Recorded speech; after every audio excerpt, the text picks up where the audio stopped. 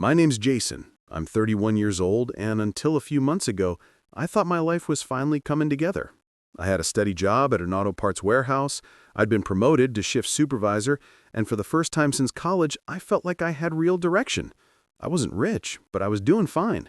I rented a decent two-bedroom apartment, had a reliable truck, and most of all, I was in what I believed was a serious, stable relationship with my girlfriend, Megan. Megan was 28, beautiful in that way that made heads turn but hearts uneasy. Long brown hair, sharp green eyes, a smile that could charm anyone in the room. We met 2 years ago through mutual friends at a bar. She laughed at my dumb jokes, we danced all night, and by the end of the evening, I was already hooked. She told me she was a dental assistant, worked part-time, and was taking online classes to become a hygienist. Everything seemed normal, easy, natural. We moved fast. Within 6 months, she started staying over almost every night. Within a year, she moved in. My friends warned me that Megan seemed too perfect, that she liked expensive things a little too much for someone working part-time. But I brushed it off. She said the same about them, that they didn't want to see me happy. Love makes you blind, and I was practically walking into a storm without an umbrella. Things were good, at least at first. We'd cook dinner together, binge-watch shows, and talk about future plans. She'd talk about marriage, buying a house, having kids.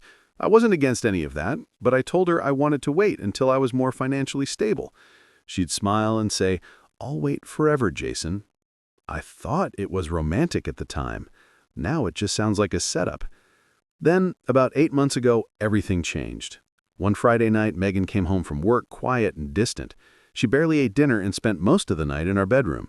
When I asked what was wrong, she just shook her head and said, "Nothing, I'm fine." But her eyes were red. The next morning, she woke me up crying. "Jason," she said, voice trembling, "I need to tell you something. I'm pregnant." I froze. My brain short-circuited for a second. We weren't planning for that. We'd talked about kids someday, not now. My first instinct wasn't anger, though. It was shock, then fear, then confusion. But when I looked at her crying and scared, all that turned into protectiveness. Hey, I said softly, holding her. "It's okay, we'll figure this out. I'm not going anywhere." She sobbed harder, saying, "I didn't mean for this to happen. I was careful, I swear." I told her it didn't matter. We were in it together. And that's how the biggest lie of my life began. For the next few weeks, I did everything I could to be supportive. I went to the store with her to buy prenatal vitamins. I started saving money. I even told my boss I might need some flexible hours soon. Megan started talking about baby names, decorating a nursery, all of it. She even showed me a pregnancy test one night. Positive. I didn't question it for a second. Looking back, that's what hurts the most. I trusted her completely. She started acting differently, though. More distant at times, more demanding at others. One day she'd cry and say she was scared. The next she'd be angry that I hadn't booked a doctor's appointment yet. She said she was too nervous to call herself. So I handled it. I found a clinic, made the appointment, and took her there. When we got there, she asked me to wait in the car. She said, "I'll be faster alone, and I'm embarrassed." That should have been my first red flag. But again, love makes you blind. She came out 20 minutes later, holding a folded piece of paper, said Everything was fine, and that she'd had her first checkup scheduled for next month. I smiled and kissed her forehead, completely unaware that she hadn't even walked inside the clinic. 2 months later, she told me she'd had a miscarriage. She came home one night, pale as a ghost, eyes swollen, shaking. I rushed to her, terrified. She fell into my arms, sobbing. "It's gone," she whispered. "The baby's gone." My heart shattered for her.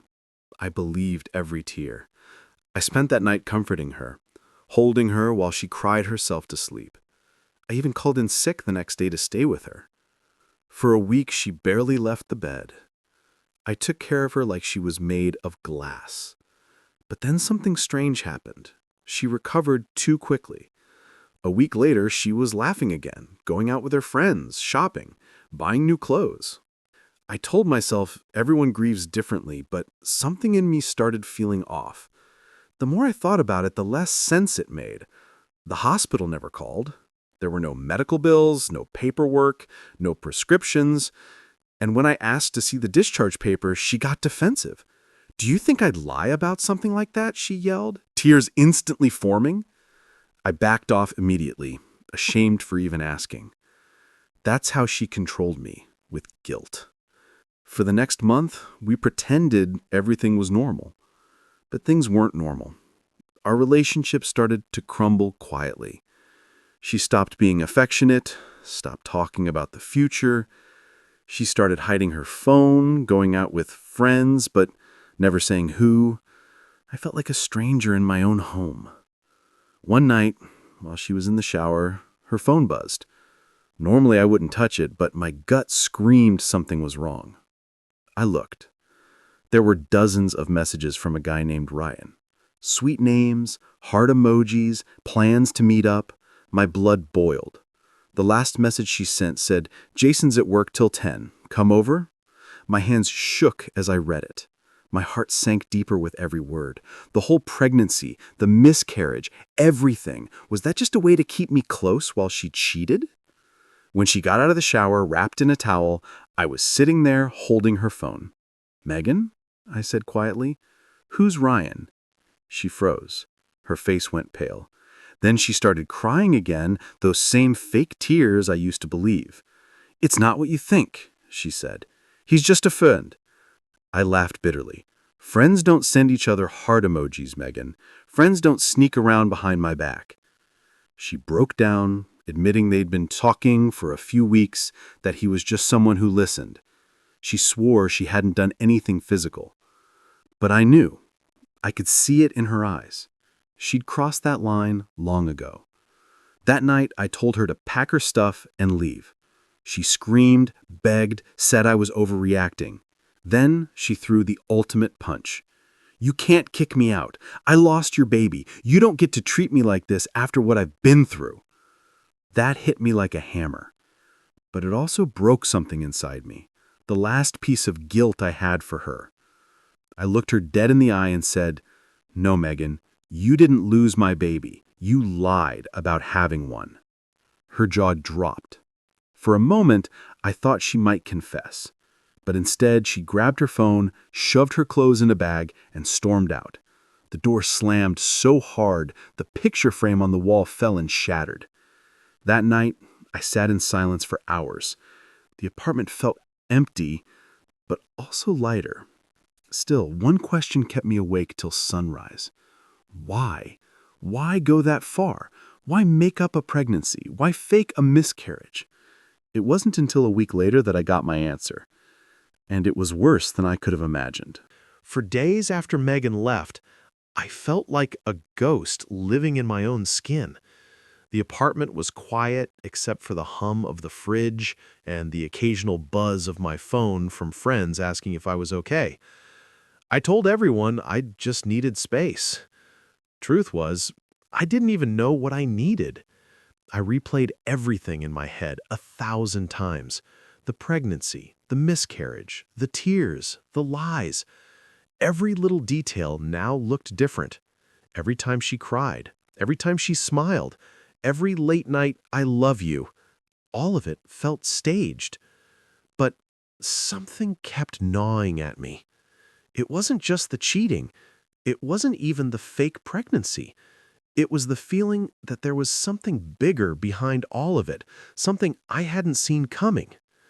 One evening, about a week after she left, I got a call from an unknown number. Normally I'd ignore it, but something made me pick up.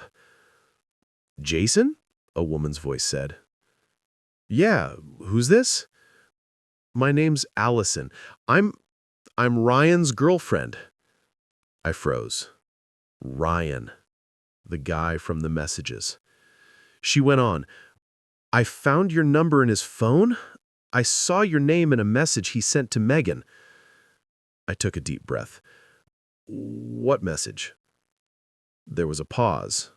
Then she said quietly, "He told her he didn't think you'd ever find out, that she should get her story straight before you do something stupid." My pulse spiked. Get her story straight? What the hell does that mean? "I don't know," she said, "but I thought you should know. I think they've been together a lot longer than you think." She hung up before I could ask anything else. For the next hour, I sat there staring at the wall, trying to make sense of it. Then I grabbed my keys and drove to the bar where Megan used to work before she quit a year ago. I knew one of her old coworkers, Lisa, who had always been friendly with me. When I got there, Lisa was behind the counter. She looked surprised to see me. "Jason, wow, haven't seen you in forever. Everything okay?" I didn't sugarcoat it. "You used to work with Megan, right? I need to ask you something. How long did you know about her and Ryan?" Her eyes widened. "So you finally found out?" "Finally? What do you mean?" She leaned forward, lowering her voice. "Megan and Ryan have been seeing each other for over a year. He used to come by the bar all the time when you were working nights. She told us he was just a friend, but come on, everyone knew." I felt like someone had punched me in the gut. Lisa kept talking. "They used to fight a lot, though. He didn't want to deal with the baby stuff. She said she needed to keep you on the hook until she got something out of you, whatever that means." My mind started spinning. "Keep me on the hook?" I asked. "For what?" Lisa shrugged. She didn't say, but she kept talking about wanting to secure herself, like she didn't want to go back to struggling for money. I think she thought you'd propose if she said she was pregnant. Everything clicked all at once. The timing, the lies, the fake clinic visits, it was all a setup. She was trying to trap me into a lifetime commitment, maybe even marriage, using a pregnancy that never existed. I drove home numb, every word echoing in my head. The truth wasn't just that she cheated. It was that she used me like a stepping stone. That night, as I sat in the dark, I noticed my laptop sitting on the coffee table. Megan had used it sometimes, mostly to shop online. Out of habit, I opened the browser. That's when I saw her email still logged in. I shouldn't have looked, but I did. The inbox was full of emails between her and Ryan. Some were flirty, some were just gross. But one subject line froze my blood. About the money. I clicked it. Ryan had written, "You said he'd already given you a few thousand. When are you getting the rest? You said he'd pay the deposit soon." Her reply, "He thinks it's for baby stuff. Once I get it, we're gone."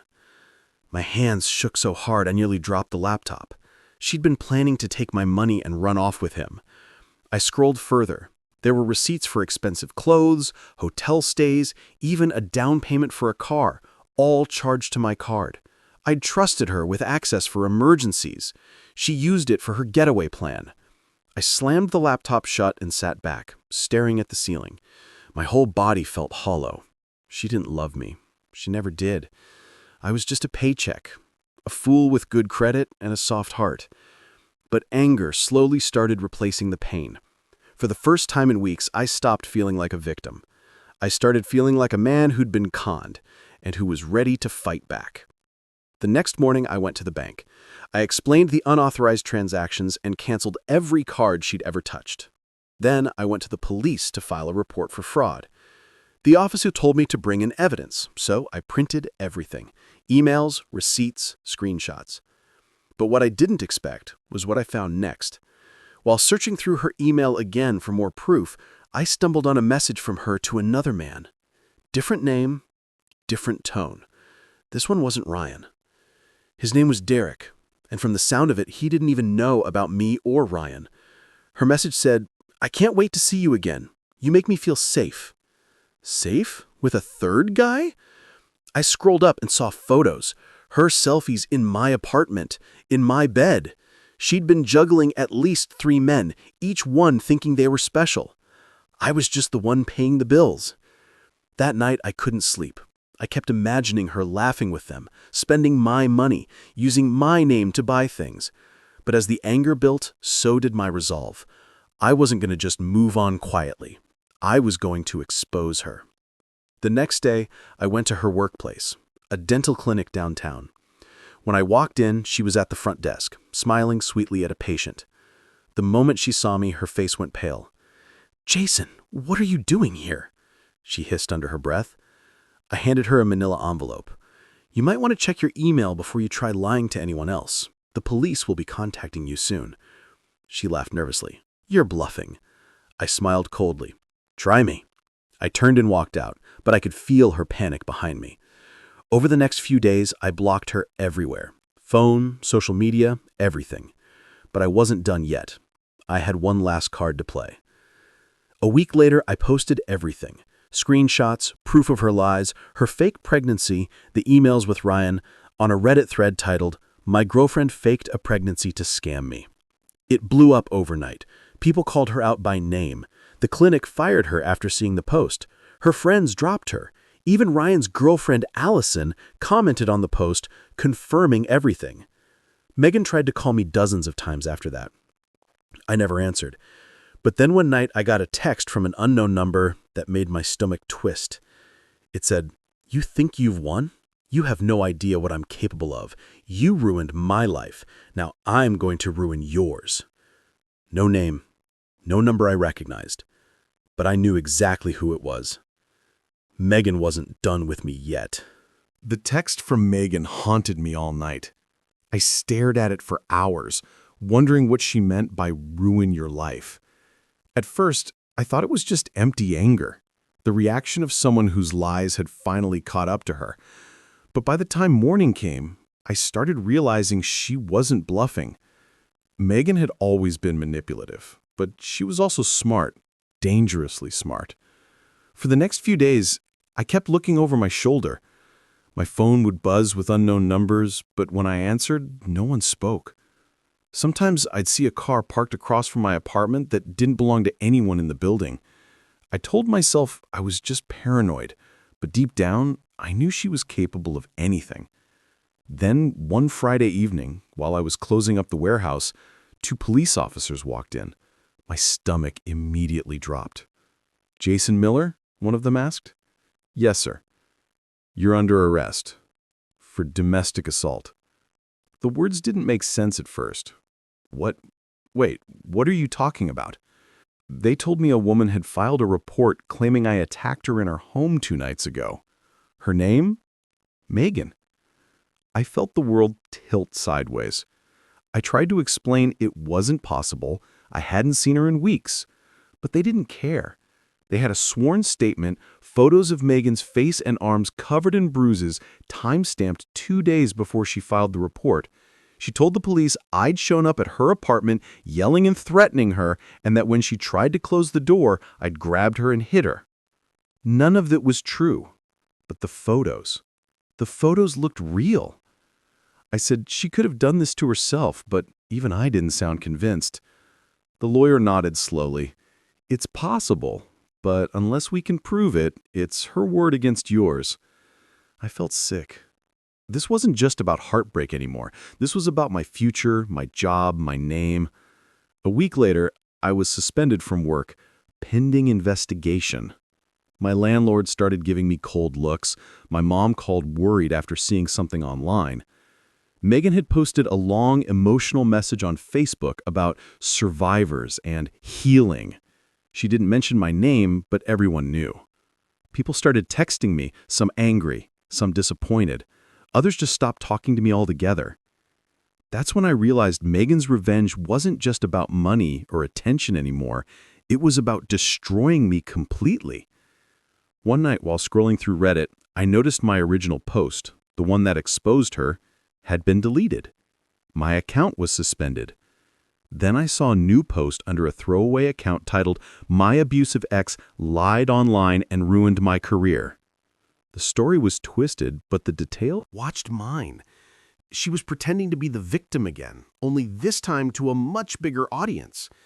Every word made my blood boil. She said I forced her to fake the pregnancy. She said I controlled her money, that I threatened her when she tried to leave. It was all upside down, a total rewrite of reality. And people believed it. The comments section was full of sympathy. She's so brave.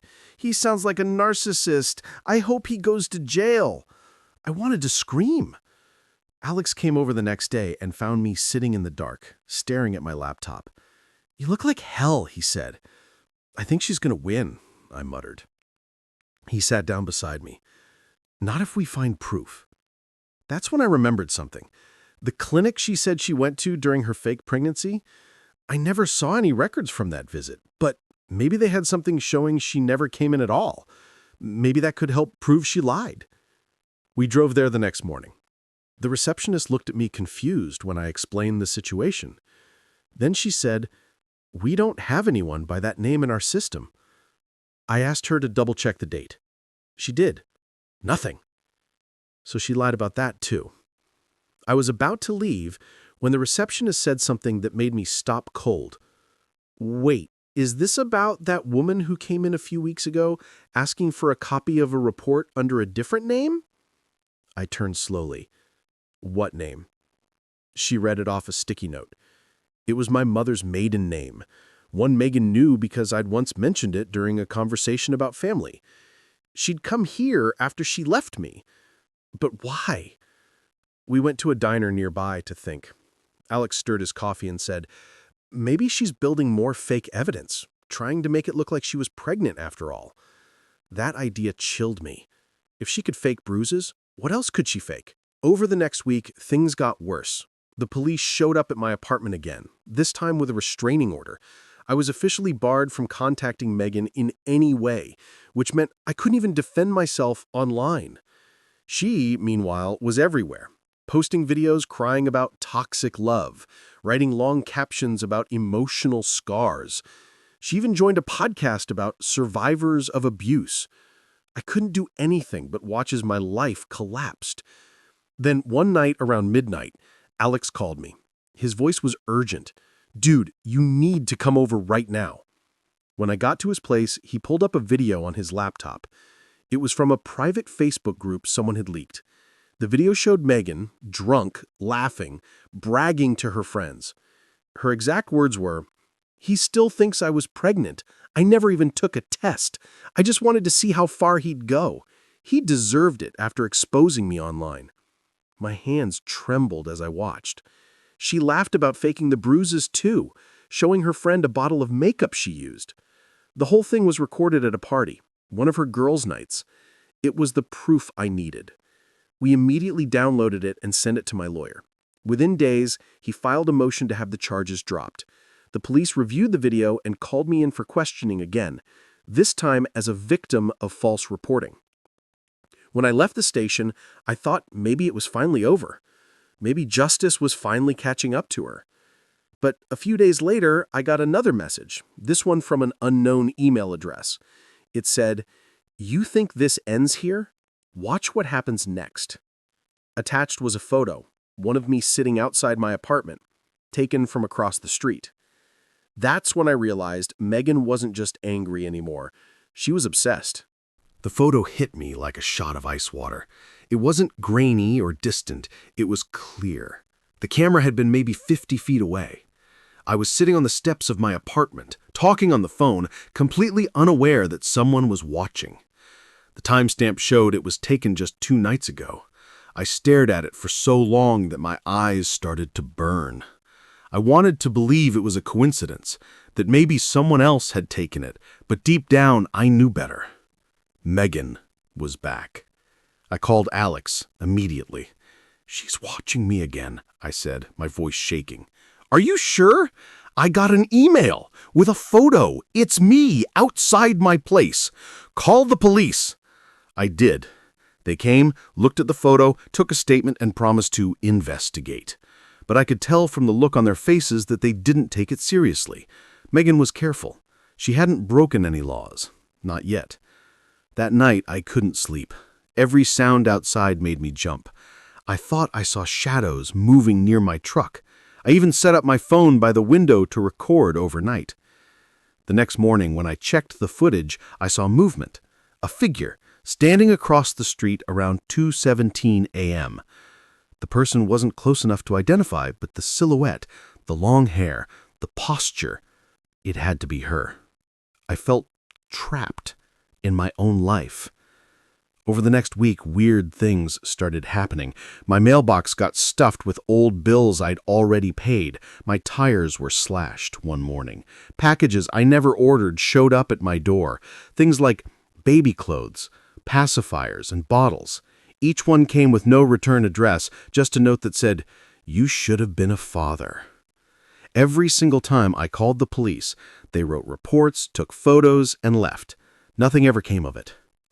Then one night, while walking to my truck, I felt that prickling sensation on the back of my neck, the one that tells you someone's watching. I turned around fast, and there she was, Megan. She was standing across the parking lot, half hidden under a streetlight. Her hair was messy, her eyes hollow. She was smiling. "Megan?" I shouted. "Stay away from me!" She tilted her head like she was studying me. Then she said softly, "You ruined everything, Jason. You took everything from me." I pulled out my phone. "I'm calling the cops." Her smile disappeared. "You already did. Didn't help? Did it?" Then she turned and walked away beside the buildings before I could follow. The police came again. They searched the area, didn't find her, and told me to keep my doors locked. That was it. I started losing it after that. I barely slept, barely ate. I set up cameras inside and outside the apartment, put motion sensors by the doors, even changed my locks. But still, I felt her presence everywhere. Alex started staying over sometimes just to keep me sane. One night he said, "We need to catch her ourselves." "How?" I asked. He pointed to my laptop. "You already have cameras. Let's use them." We spent hours setting up every angle. The parking lot, the stairs, even a hidden one near the dumpster. I connected them all to a cloud backup. If she came near again, we'd have proof. 3 nights later, we got it. At 3:09 a.m., one of the outdoor cameras caught movement. A woman walking slowly toward my truck holding something in her hands. When she got close enough, we saw it. A gas can. My heart stopped. She poured it on the hood, pulled out a lighter, and flicked it. But it didn't catch. She cursed, dropped the lighter, and ran off. Motion light turned on. We called the police immediately and handed over the footage. This time, they couldn't ignore it. They issued a warrant for Megan's arrest for attempted arson and violation of the restraining order. 2 days later, they caught her hiding at a motel about 30 miles away. I thought it was finally over.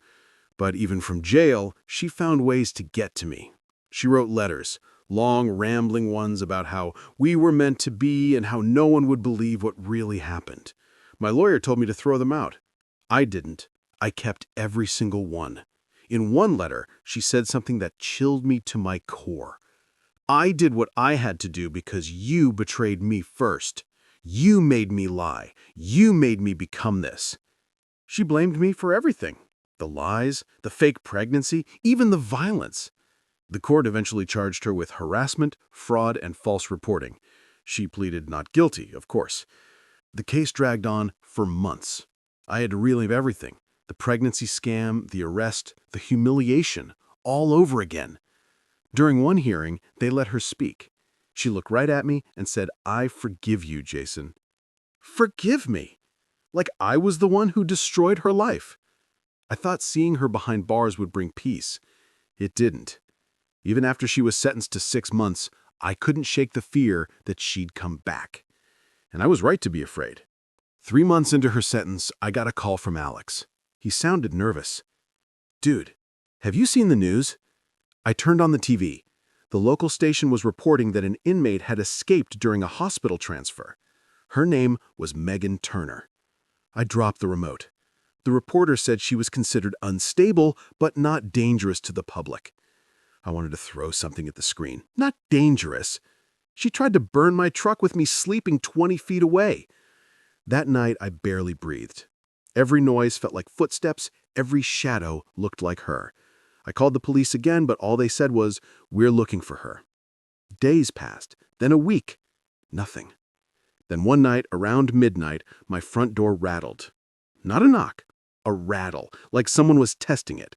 I grabbed the baseball bat I kept beside my bed and moved quietly toward the door. The peephole showed nothing. I waited. My heart was pounding so loud I could barely hear anything else. Then came a whisper through the crack of the door. Soft, broken, familiar. "Jason, let me in." I froze. It was her voice. "Megan, go away," I said through the door. "The police are coming." She laughed, a quiet, eerie sound. "You said you'd never leave me. You lied. We belong together." I backed away, phone in hand dialing 911, but before I could hit call, the window in the living room shattered. I ran to the back room, locked the door, and whispered to the operator, "She's in my house." The next 5 minutes felt like hours. I heard footsteps, drawers opening, glass crunching. Then silence. When the police finally arrived, they found the front door open, the window shattered, and muddy footprints leading to the back door, but no Megan. She had vanished again. After that night, I couldn't stay there anymore. I moved in with Alex temporarily. We set up cameras again, checked locks twice a day, even carried pepper spray. I filed for a permanent restraining order, but deep down, I knew this wasn't over. People like Megan didn't just disappear. They waited. Then one day, a small package arrived at Alex's place, addressed to me. No return label. Inside was a single photo. Me and Megan from years ago, smiling at a park. On the back, written in red ink, were 5 words. "You can't erase true love." The photo stayed on my nightstand for days. I couldn't bring myself to throw it away. It wasn't just fear anymore. It was exhaustion. Megan had taken everything from me. My peace, my sleep, my trust. Even when she wasn't there, her shadow followed me everywhere. Alex tried to keep me busy. He said distraction was the best defense. We went out for runs, spent hours at the gym, tried to pretend life was normal. But every time I saw a woman with long brown hair, my heart would race. Every sound at night made me tense. The police kept saying the same thing, that they were actively searching, that she probably left town. But I knew better. Megan didn't give up. She planned. She obsessed. About 3 weeks after the last package, I came home one evening to find a single red rose taped to my apartment door. No note this time, just the rose. I didn't even bother calling the cops. I packed my things that night and told Alex I was leaving town. I needed a reset, even if it was temporary. I rented a small cabin about 50 miles away, isolated, quiet, surrounded by trees. It had one road leading in and one road out. For the first few nights, I finally slept without nightmares. No emails, no packages, no whispers in the dark, just silence. On the 4th night, that silence broke. I woke up around 3 a.m. to a faint scraping sound outside. At first, I thought it was an animal, but then I heard it again, slow, deliberate, like someone dragging metal across wood. I got up, grabbed my flashlight, and crept to the front window. There was a car parked at the edge of the driveway. My stomach dropped. It was Megan's old silver sedan. I froze. My hands started shaking so badly that I almost dropped the flashlight. Then, from the corner of the porch, a voice whispered, "You can't hide forever." I flicked on the porch light.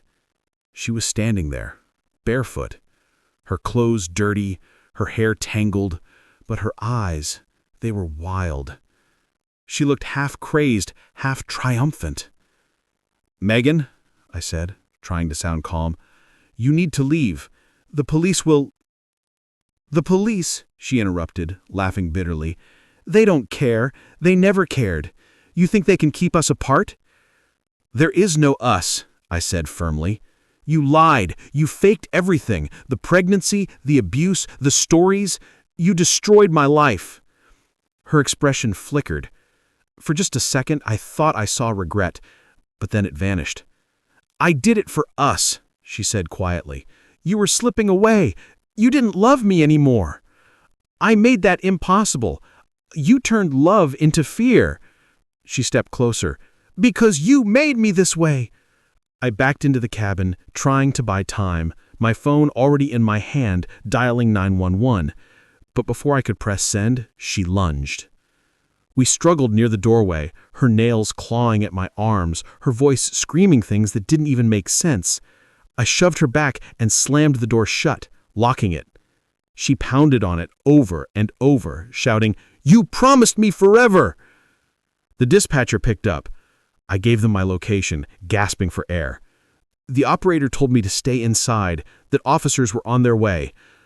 Then silence again. I waited, trembling, listening. Nothing. Not a sound. Minutes crawled like hours. Then, from behind the cabin, came the sound of Glass. She was inside. I grabbed the bat I kept by the couch and whispered to myself, "Stay calm." The sound of her footsteps moved closer.